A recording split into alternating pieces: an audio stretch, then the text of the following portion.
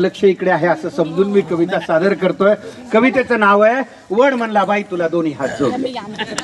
काही नाही, साधी कल्पना आहे। वडामधला आणि त्या बाई मधला तो संवाद आहे, बाकी दुसरं तिसरं काही नाही। एक बाई लगबगीनं पूजेसाठी आली, एक बाई लगबगीनं पूजेसाठी आली। भक्तिभावाने वडाला चक्रा मारू लागली, भक्तिभावाने वडाला चक्रा मारू लागली। वड देवा पूजा पदरात घे, वड देवा पूजा पदरात घे। जन्मोजन्मी पुन्हा मला हाच पती दे, जन्मोजन्मी पुन्हा मला हाच पती दे। आश्चर्याने वडाने विचारलं, हाच पती पाहिजे? आश्चर्याने वडाने विचारलं, हाच पती पाहिजे? काही म्हण बाई तुला खरंच मानलं पाहिजे, काही म्हण बाई तुला खरंच मानलं पाहिजे। त्याच्यावरती बाई काय म्हणाली, काय करणार वड दादा, खूप विचार केला। काय करणार वड दादा, खूप विचार केला। हाच नवरा राहू दे म्हणून आतून आवाज आला, हाच नवरा राहू दे म्हणून आतून आवाज आला। त्याच्यावर तो वड म्हणायला, एवढे दुर्गुण असून सुद्धा याचीच निवड केली, एवढे दुर्गुण असून सुद्धा याचीच निवड केली। म्हणून माय मला तुझी फारच दया आली, म्हणून माय मला तुझी फारच दया आली। त्याच्यावरती बाई काय म्हणली, त्याच्यावरती बाई म्हणते, वड देवा तसं काहीच नाही, वड देवा तसं काहीच नाही। असं नाही की आमचं बिलकुलच पटत नाही, असं नाही की आमचं बिलकुलच पटत नाही।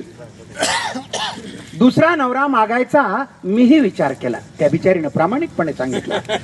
दुसरा नवरा मागायचा मीही विचार केला, पण कल्पनेनंच माझा जीव कासावीस झाला, पण कल्पनेनंच माझा जीव कासावीस झाला।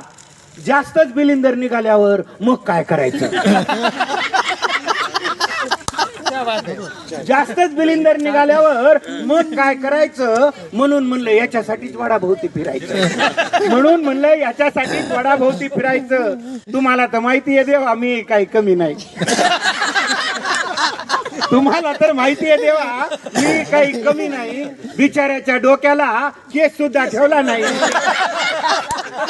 बिचाऱ्याच्या डोक्याला केस सुद्धा ठेवला नाही। अधून मधून गुरगुर करत, मी थोडंच ऐकते, अधून मधून गुरगुर करत। पहा, या ओळीला पुरुष रसिक सुद्धा दाद देतात। याच्यापेक्षा स्वच्छ मनाची माणसं असू शकतात का?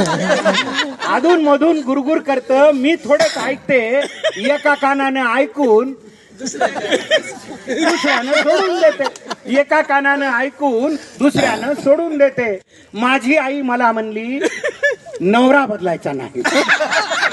पहा, म्हणजे तो आतून आलेला आवाज कुठून आलेला होता, आजकाल हा आवाज फार झाला। माझी आई मला म्हणली नवरा बदलायचा नाही, एवढा बावळट माणूस तुला कुठेच मिळायचा नाही।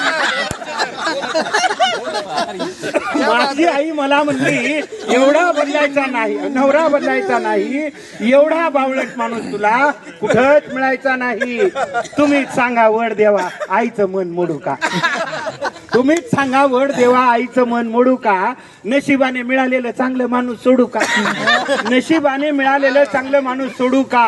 वयोवृद्ध झाडाने पण गडगडाटी हास्य केले, वयोवृद्ध झाडाने पण गडगडाटी हास्य केले। वड म्हणला बाई तुला दोन्ही हात जोडले, वड म्हणला बाई तुला दोन्ही हात जोडले। शेवटच्या 4 ओळीकडे आपण विशेष लक्ष द्यावं आणि त्याला आशीर्वाद द्यावे। त्या 4 ओळीला कविता लिहिली कशासाठी?